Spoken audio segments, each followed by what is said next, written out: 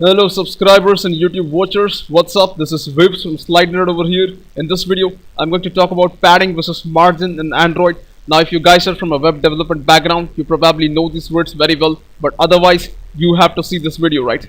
So first we have two attributes, Android layout margin and Android padding. If you guys have seen my previous videos, I've used these values inside my calculator app and you were probably not clear about what I did back then. Let me show you what exactly happens with the power padding and the margin. So here I have two examples. You guys can see some difference between both of them. The code for the left one looks something like this. There's a relative layout and there's a text view inside that, and here's a layout margin of 50 dp. And on the right side I have this image over here, and the code for that looks something like this. For the same text view, for the same relative layout, I have an Android padding of 50 dp. So what is the difference? You guys can notice that it's pretty simple, right?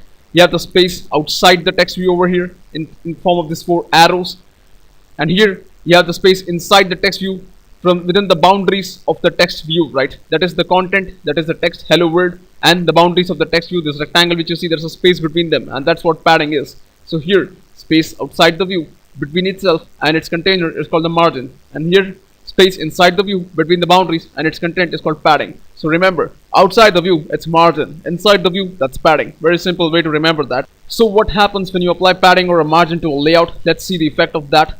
I have an image over here and I have another image over here. You guys can see some difference between both of them. The code for the left one is something like this, and the code for the right one is something like this. Here I have a linear layout and I've applied a padding of 50 dp, and here I have the same linear layout and I have applied a margin of 50 dp. Now remember, when you say padding of 50 dp, then what is going to happen is that whatever content this linear layout has is going to be pushed by 50 dp inside from all four sides. That is, if you see this image over here, this is the content, that is our text view is the content, right? So it's pushed by 50 dp from all four sides.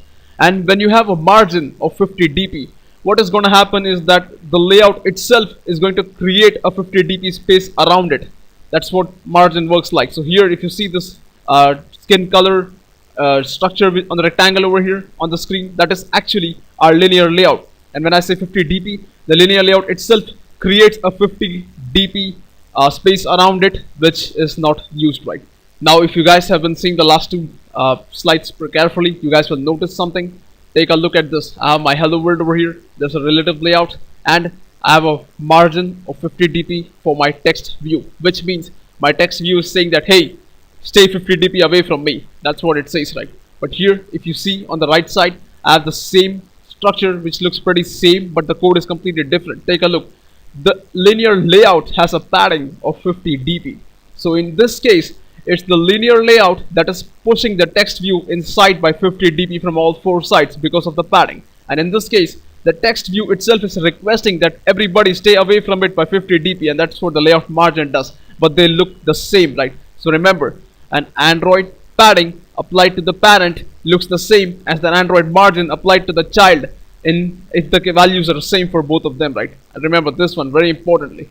Now what if you do both of them at the same time? Let's see what happens. Here I have some code over here. I just wanted to show you guys. I'm a linear layout. I have a padding of 50 dp for the linear layout, and I have a margin of 50 dp. So in this case, the linear layout is like trying to push the text view 50 dp inside because of this padding from all four sides. And the text view also says that, hey, stay away 50 dp from me from all four sides. So let's actually see how that looks. This invisible rectangle, I have drawn this so that you guys can see the difference between the padding and the margin. These four arrows that you guys see over here, it's actually the padding applied by your linear layouts. Alright, and then within this rectangle, what you have is the next 50 dp 4 arrows. They are actually the margin which the text view has requested that everybody stay away from it. So this is the combined effect of margin and padding when you apply both of them together. And what happens when you do the thing the other way around? Take a look over here. I have the code for this again. Here in the linear layout, I have a margin of 50 dp, and the text view, I have a padding of 50 dp. So in this case, the linear layout is telling everybody that, hey, stay away 50 dp from me from all four sides. So that's why you see this skin colored rectangle which you have over here. It's actually your linear layout. And when the text view, when you apply a padding of 50 dp, the text view is going to try to push its content, which is this text you see over here at the rate string hello world, inside by 50 dp from all four sides, and this is the combined effect the other way around. So I hope you guys have understood something about how padding and margin works in Android. If you like what you saw, Please subscribe to my channel, comment, let me know your thoughts on our Slide Nerd page as well as our Facebook page. Feel free to contact us if you need any help, and I'll catch you guys in the upcoming vids. Thanks for watching. Stay tuned. Have a nice day.